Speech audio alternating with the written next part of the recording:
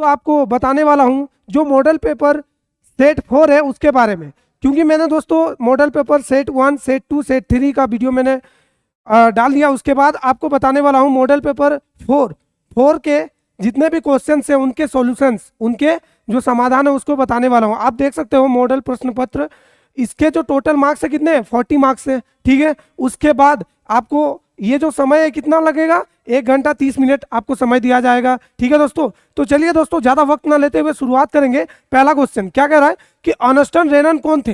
पहला क्वेश्चन है दोस्तों, अर्नस्ट रेनन जो है वो कौन थे, फ्रांसीसी चित्रकार, जर्मनी चित्रकार, फ्रांसीसी दार्शनिक या जर्मन दार्शनिक।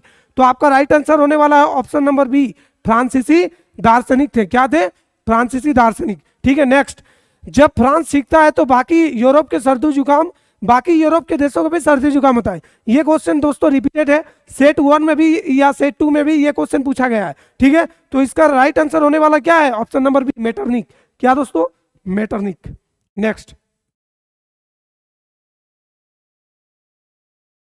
क्वेश्चन है दोस्तों, क्वेश्चन नंबर 3 क्या कह रहा है, राष्ट्रवाद की पहली अभिव्यक्ति किस क्रांति से शुरू हुई, यानी किस क्रांति से लोगों में राष्ट्रवाद की भावना उत्पन्न हुई, ठीक है दोस्तों। तो हम लोग मानते हैं फ्रांसीसी क्रांति, 1790 का फ्रांसीसी क्रांति, इसी क्रांति से लोगों में समानता, स्वतंत्रता, ठीक है, इन सारे अधिकारों की प्राप्ति कहां से होता है, इसी क्रांति से। यहां तक कि हमारे संविधान में भी बोला ही गया कि हमारे संविधान में स्वतंत्रता और समानता का अधिकार किससे लिया गया, फ्रांसीसी क्रांति से। किससे, फ्रांसीसी क्रांति से, ठीक है। नेक्स्ट 4 नंबर, दुनिया में पहली भूमिगत रेल का निर्माण कहां हुआ था दोस्तों। तो ये आपका राइट आंसर होने वाला London, option number C, London, ठीक है। नेक्स्ट, यंग इटली एवं यंग यूरोप नामक भूमिगत क्रांतिकारी संगठन की स्थापना किससे की थी दोस्तों, यंग इटली और यंग यूरोप, ये जो किया था ना मैजिनी, कहीं कहीं पे इसका नाम होता है मैथ्सिनी। क्या होता है, मैथ्सिनी। तो ऑप्शन बी आपका क्या हो गया दोस्तों, राइट आंसर। नेक्स्ट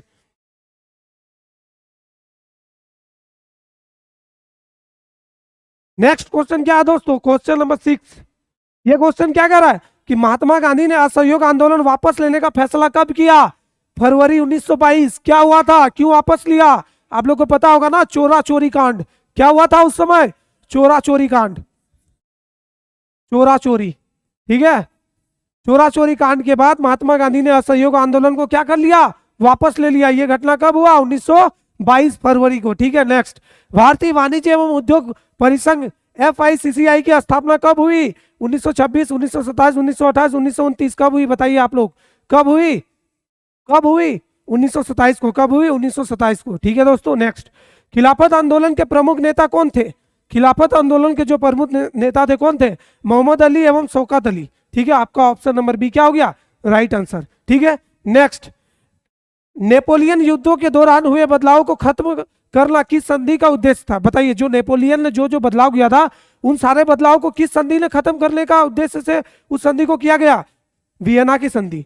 कौन सी संधि, वियना की संधि, ऑप्शन नंबर बी, ठीक है दोस्तों। नेक्स्ट, विश्वव्यापी आर्थिक महामंदी की शुरुआत कब हुई, कब हुई, 1929 को। कब हुई, 1929 को, ठीक है। नेक्स्ट,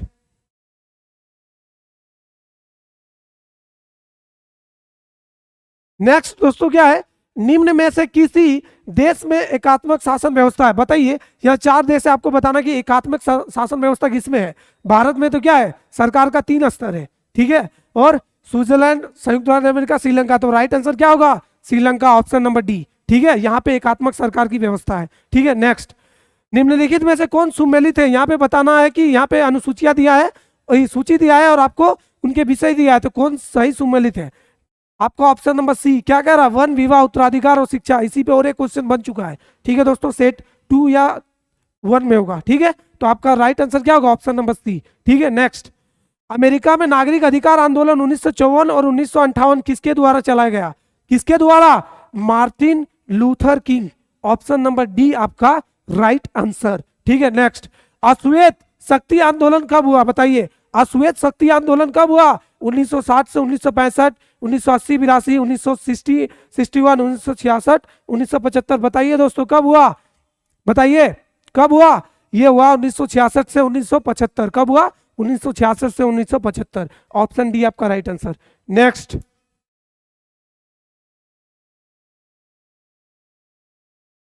क्या है दोस्तों, निम्न में से कौन सा तर्क लोकतंत्र के पक्ष नहीं है, बताइए। निम्न में से कौन से तर्क जो है लोकतंत्र के पक्ष में नहीं है, विपक्ष में है, आपको बताना है।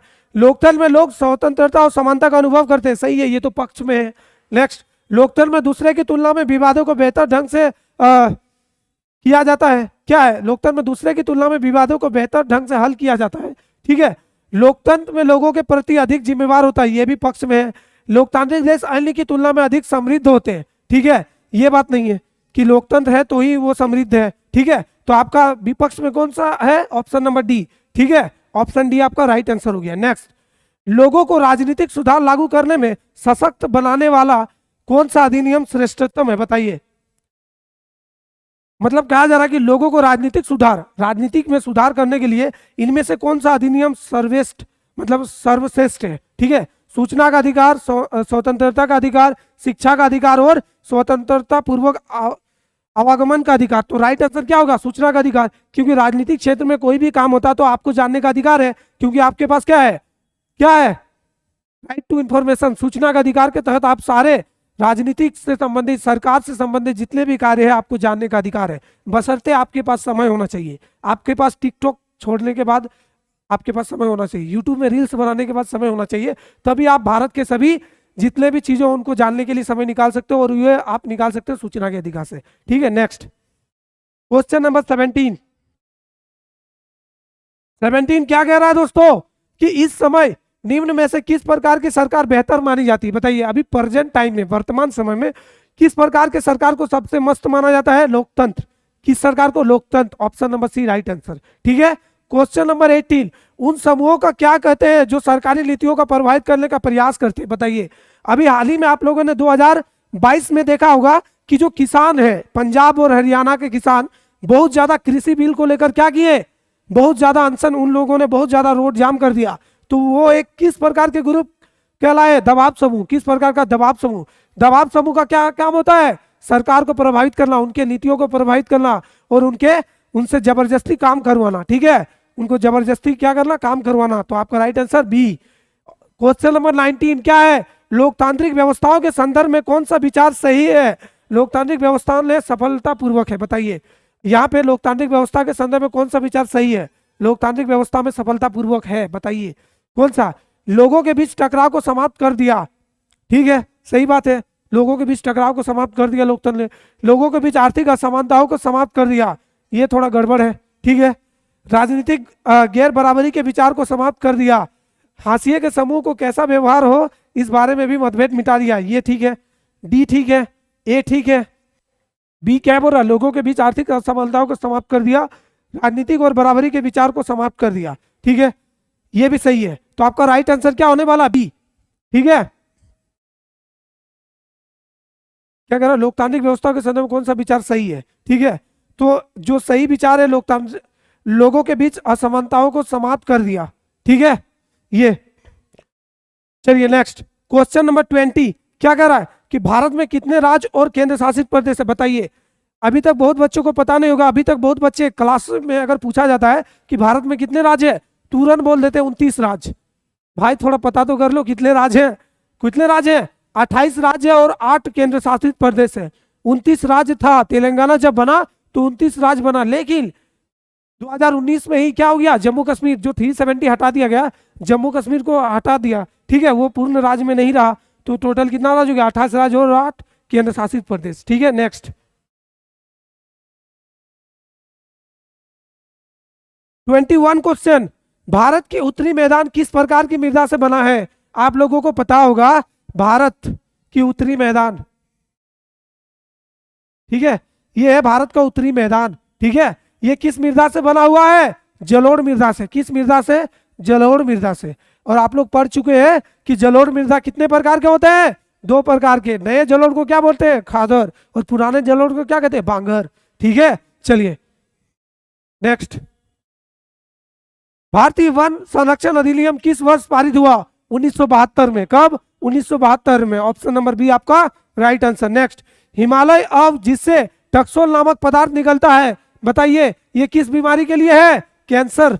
किसके, कैंसर, ऑप्शन ए आपका राइट आंसर, ठीक है। क्वेश्चन नंबर 24, बहुउद्देशीय नदी घाटी का आधुनिक भारत का मंदिर किसने कहा था, पंडित जवाहरलाल नेहरू जी ने, ठीक है, ऑप्शन ए आपका राइट आंसर हो गया दोस्तों। ठीक है, नेक्स्ट, निम्न में से कौन सा तर्क बहुउद्देश्य बांध के तर्क में नहीं है? बहुउद्देश्य बांध के तर्क में नहीं है। ठीक है, क्या पूछा है? नहीं है। ध्यान दीजिएगा दोस्तों क्वेश्चन पे, इसी से क्वेश्चन गलत हो जाता है। पूछा क्या गया, आपने क्या लगा के आया? नहीं है। ठीक है, ये जल के कमी वाले क्षेत्रों में जल लाती है, बिल्कुल सही है। ये बाढ़ को नियंत्रण करती है, सही है। इससे भारी संख्या में विस्थापन होता है, सही है। ये जल विद्युत उत्पादन में सहायक होता है, सही है। तो इसका राइट आंसर क्या होने वाला है? बी नहीं है।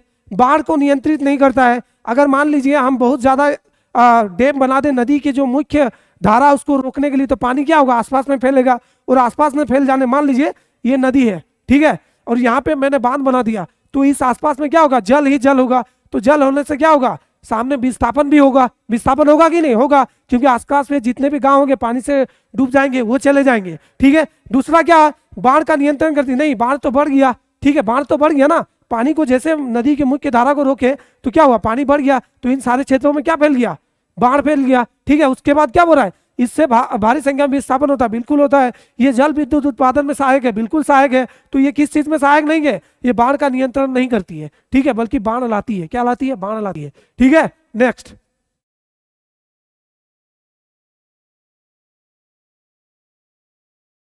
आप बताइए झूम किस प्रकार की कृषि का उदाहरण है? झूम खेती आप लोग को पता होगा, जिसको हम लोग बोलते हैं स्थानांतरित कृषि। स्थानांतरित कृषि का मतलब, मान लीजिए कोई जंगल है, जंगल के एक भाग में फसल किया जाता है, जंगल को साफ करके काट करके, जब उस मिट्टी की उर्वरक क्षमता खत्म हो जाती है, फिर उस हिस्से को छोड़ देते हैं, फिर जंगल के दूसरे हिस्से में जाके साफ करते हैं, कटाई करते हैं, फिर वहाँ फसल करते हैं। तो एक तरह से ये किस प्रकार की कृषि हो गई? जीवन निर्वाह कृषि। क्या हो गया? जीवन निर्वाह कृषि। क्या झूम खेती करने वाले के लोगों को ऐसा है क्या कि वो लोग फसल बेचते हैं? नहीं, बस अपने खाने के लिए करते हैं, ठीक है, खुद खाने के लिए। जो फसल खुद के खाने के लिए करते हैं उसको हम लोग क्या बोलेंगे? जीवन निर्वाह कृषि।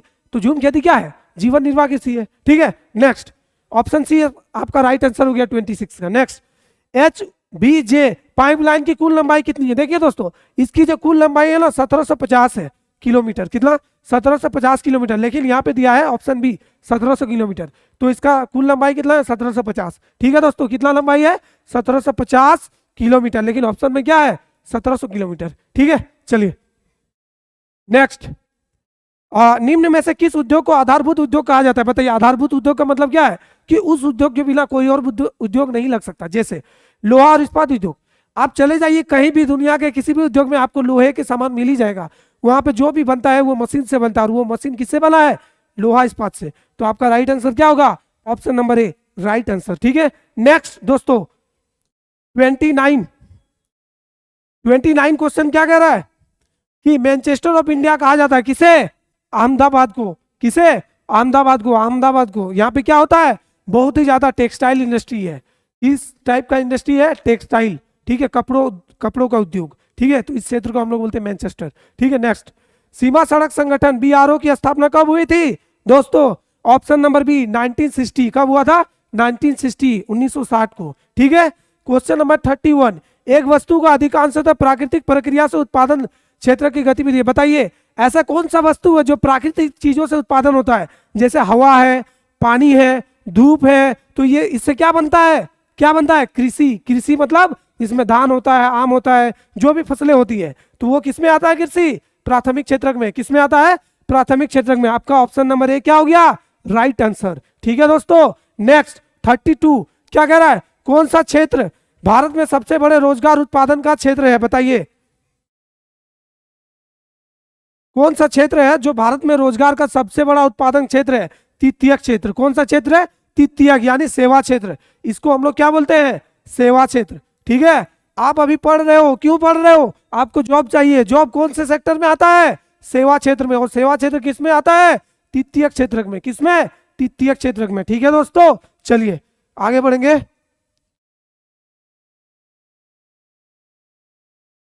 नेक्स्ट 32 को, ये हो गया ना, सॉरी ये हो गया। नेक्स्ट 33 क्वेश्चन मजेदार है दोस्तों। ये जो क्वेश्चन है ना, आपको कितना समझ में आता है इकोनॉमिक्स, इसी क्वेश्चन में आपका दिमाग की जांच हो जाता है। ठीक है, जैसे हमने अभी आपको पढ़ाया, औसत आय के बारे आपने पढ़ा, प्रति व्यक्ति आय के बारे आप लोगों ने पढ़ा, तो ये क्वेश्चन उसी पे बेस्ड है। क्या कहा गया? ध्यान से सुनिए, ये क्वेश्चन एकदम बारीकी से हम लोग करेंगे। मान लीजिए एक देश में 4 परिवार है। कितने परिवार है? 4 परिवार है। ठीक है। और बोला गया है कि प्रति व्यक्ति आय 5,000 है। बताइए, 4 ही परिवार है और प्रति व्यक्ति आय कितना है? एक व्यक्ति का आय कितना है? 5,000 रुपया। कितना है? 5,000 रुपया। किसका? एक व्यक्ति का। कितना? एक व्यक्ति का आय कितना है? 5,000। अगर 3 व्यक्ति का आय दे दिया है तो एक व्यक्ति का आय निकाल पाएंगे कि नहीं? चौथा का आराम से। 3 व्यक्ति देखो, ठीक है, एक का दिया है 4,000, दूसरे का दिया है 7,000 और तीसरे का दिया है 3,000। ठीक है दोस्तों, तो हमें चौथा का मालूम नहीं है। ये मालूम है कि प्रत्येक व्यक्ति का जो आय है कितना है? 5,000 होना चाहिए। यानी 4 को 5 से गुना करेंगे तो कितना होगा? 5,000 गुना 4 बराबर कितना हो गया? 20,000 रुपया। यानी कि प्रति व्यक्ति आय यानी कुल आय कितना हो रहा है? 20,000। यहाँ पे 3 आदमी का आय दे दिया है, एक परिवार का निकालना है। कितना होगा? 7 4 11 और 3 कितना हो गया? 14,000 रुपया मेरे पास है। लेकिन कुल आय कितना होना चाहिए? 20,000। 20,000 में 14,000 को हम लोग घटा देंगे, कितना होने वाला है?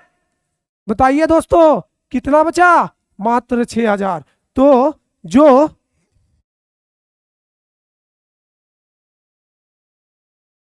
6,000, ठीक है। तो आप बताइए, तो इसका राइट आंसर क्या होने वाला है दोस्तों? 6,000 रुपया। ठीक है, क्योंकि पहले परिवार के पास कितना है? 4,000, दूसरे परिवार के पास 7,000, तीसरे परिवार के पास 3,000 और चौथे परिवार के पास 6,000। क्योंकि टोटल कुल आय कितना है हमारे पास? टोटल 20,000। क्योंकि एक परिवार को कितना दिया जाना था? 5,000। तो राइट आंसर क्या हो गया? Option number A, 6,000। ठीक है दोस्तों, चलिए नेक्स्ट क्या है? मनरेगा महात्मा गांधी राष्ट्रीय ग्रामीण रोजगार गारंटी अधिनियम बताया था 2005 में हुआ था। ठीक है, सूचना का अधिकार भी 2005 में हुआ था। ठीक है, तो अब इसमें कितने दिनों का रोजगार दिया जाना है? 100 दिनों का। कितने? 100 दिनों का। और अभी दोस्तों 2020 में जो कोरोना आया ना, तो इसमें दिन बढ़ गया था। कितना? कितने दिनों का? 125 दिन कर दिया था। कितने? 125 दिन कर दिया गया था। ठीक है, तो आपका राइट आंसर क्या होगा? ऑप्शन नंबर ए, 100 दिन। कितना? 100 दिन। ठीक है, चलिए आगे बढ़ेंगे।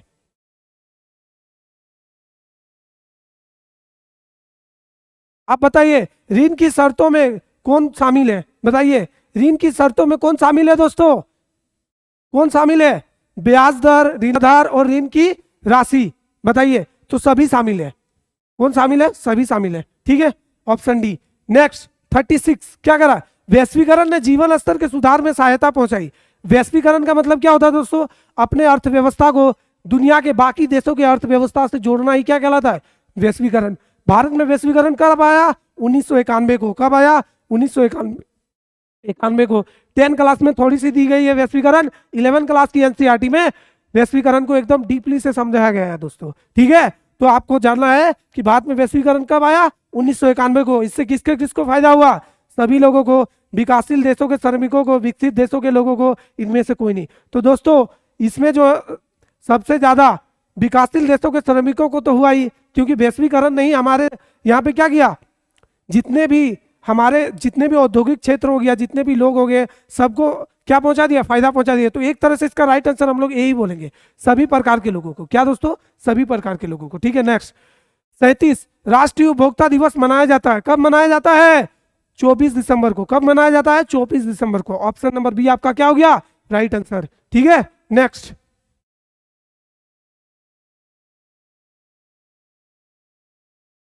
सार्वजनिक और निजी क्षेत्रक आधार पर विभाजित है। बताइए, सार्वजनिक और निजी क्षेत्रक यानी हम लोग बोलते हैं प्राइवेट और क्या सरकारी, गवर्नमेंट। तो क्या बांटा जाता है? रोजगार की शर्तों, आर्थिक गतिविधियां, उद्यमों का स्वामित्व और उद्यम में नियोजित श्रमिकों की संख्या।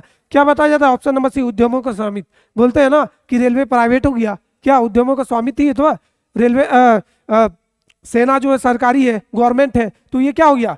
ऑप्शन नंबर सी आपका राइट आंसर। उद्यमों का स्वामित्व को ही हम लोग क्या बोलेंगे? प्राइवेट और क्या बोलेंगे? सार्वजनिक। ठीक है, गवर्नमेंट और निजी। ठीक है, नेक्स्ट आभूषणों की गुणवत्ता प्रमाणन हेतु कौन सा हॉलमार्क का यूज किया जाता है? बताइए, आभूषण खरीदते हो ना, लड़की लोग ज्यादा खरीदती है सोना का। ठीक है, तो एक मार्क क्या होता है? ऑप्शन नंबर एक मार्क। ठीक है, नेक्स्ट 20 नंबर वैसी कंपनियां जो एक से अधिक देशों के उत्पादन को नियंत्रित करती है क्या कहलाती है? बहुराष्ट्रीय कंपनियां। क्या कहलाती है दोस्तों? बहुराष्ट्रीय कंपनियां। क्या करती है ये? एक से अधिक कंपनियां। ठीक है, वैसी कंपनियां जो एक से अधिक देशों में उत्पादन पर नियंत्रित करती है। ठीक है, मान लीजिए आपका कोई कंपनी है, कंपनी का नाम फलना दे दिए, क्या दे दिए, फलना। अब फलना कंपनी आपका अमेरिका में भी चल रहा है, भारत में भी चल रहा है, चीन में भी चल रहा है, जापान में भी चल रहा है। तो ये किस प्रकार की कंपनी होगी, बहुराष्ट्रीय कंपनी। किस प्रकार की, बहुराष्ट्रीय कंपनी। ठीक है दोस्तों, तो ये था आपके मॉडल सेट 4 के जितने भी दोस्तों ऑब्जेक्टिव क्वेश्चन थे, सभी क्वेश्चन को मैंने एकदम सरल और सटीक तरीके से समझाया दोस्तों। चलिए इसी तरह के आपको और भी सारे क्वेश्चन और जितने भी मैपिंग के क्वेश्चन है आपको मैं एकदम बारीकी से करवाऊंगा दोस्तों। तब तक के लिए आप हमारे चैनल पर जुड़े रहें। मिलते हैं अगले क्लास को लेकर। धन्यवाद, जय हिंद।